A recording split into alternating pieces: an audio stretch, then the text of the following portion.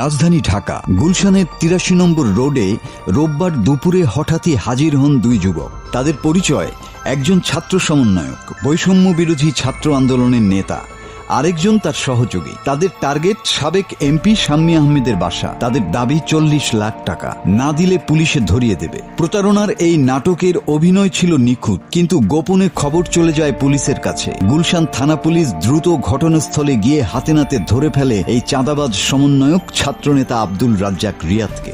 পালায় তার সহযোগী কাজী গৌরব অপু।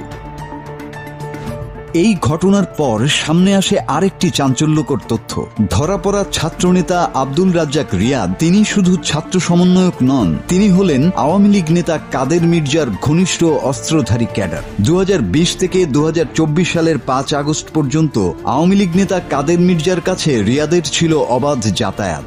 দিনমজুর বাবা আর রিকশা চালক পরিবারে জন্ম নেয়া এই যুবক ৫ আগস্টের পর রাতারাতি বদলে ফেলেন তার ভাগ্য। শার্ট প্যান্ট বদলে যায়, লোকাল জামা কাপড় বদলে সেখানে জায়গা নেয় দামি ব্র্যান্ড। গ্রামে তৈরি করে ডুপ্লেক্স বাড়ি। তাদের পরিবারের ইতিহাসে প্রথমবারের মতো ঈদে কোরবানি দেয় লাখ টাকার গরু।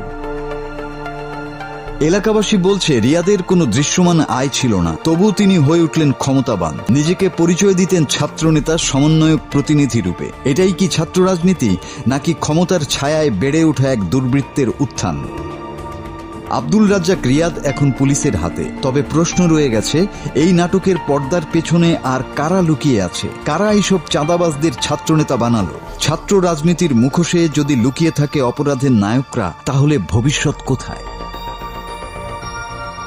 মাসুদ হাসান, বাংলা টিভি।